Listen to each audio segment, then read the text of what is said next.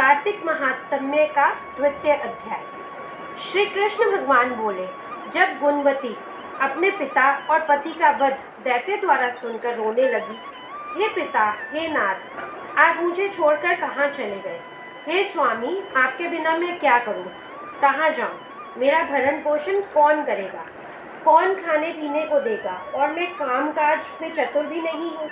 तुम्हारे बिना अनाथ हूँ, अब मैं किसकी शरण लूँ? मैं विधवा हो गई हूँ। विधाता का मेरे ऊपर कोप हुआ है, मैं कैसे जिंदा रहूँ? श्री कृष्ण बोले, इस तरह विलाप करती हुई, केले के पत्ते के समान कांपती हुई पछाड़ खाकर गिर पड़ी।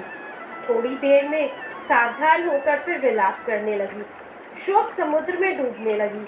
उस गुणवती ने घर का सब माल बेचकर शास्त्र के अनुसार बहुत सावधानी के साथ अपने पिता और पति की क्रिया की और उस शहर में विष्णु भगवान की भक्ति में तत्पर होकर शुद्ध शांति से रहने लगी और अपने आजीवन तक एकादशी का व्रत और कार्तिक मास के व्रत आदि करती रही।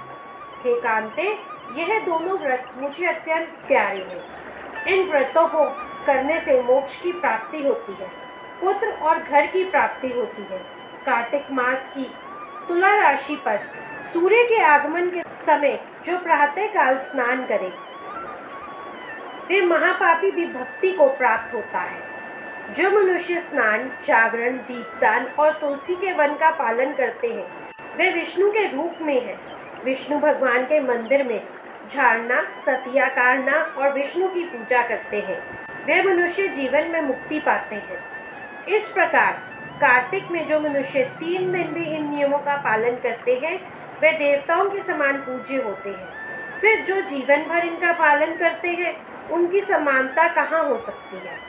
सो वह गुणवती हर वर्ष कार्तिक के व्रत और भक्ति पूर्वक विष्णु भगवान का नित्य प्रति पूजन करती थी।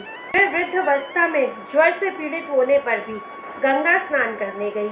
जैसे ही गुणवती जल में गई, जाड़े से थर-थर कांपने लगी। तैसे ही उसने आकाश से आता हुआ एक विमान देखा। शंख, चक्र, गदा, पद्म आदि अनेकों शस्त्रों से युक्त विष्णु के समान स्वरूप वाले पार्षद गरुड़ ध्वजा व सुंदर अप्सराओं से युक्त विमान में बैठकर गुणवती को बैकुंठ लाया गया।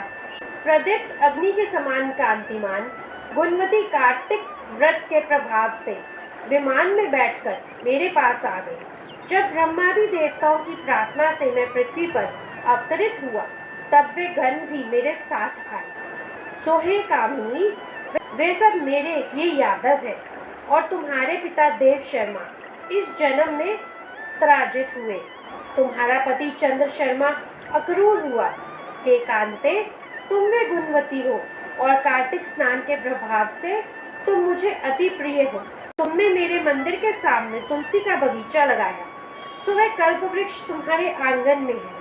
कार्तिक मास में दीपदान के प्रभाव से तुम्हारी देह व घर में लक्ष्मी के रूप से है और संपूर्ण व्रत आदि प्रेम से भगवान विष्णु को अर्पण किए, सो तुम मेरी पत्नी हुई। तुमने मृत्यु पर्यंत कार्तिक व्रत किए, इसलिए तुम्हारा वियोग नहीं होता। इसी प्रकार कार्तिक व्रत करने वाले मुझे तुम्हारी भांति प्रिय रहेंगे। यज्ञ, दान, व्रत और तप से कार्तिक व्रतों का 16वां अंश भी नहीं मिलता। सूर्य बोले, सत्यभामा जी पूर्व जन्म के वृतांत जानकर अति प्रसन्न हुई और भगवान कृष्ण को नमस्कार किया। इति कार्तिक महात्म्य द्वितीय अध्याय समाप्त। ओम नमो भगवते वासुदेवाय।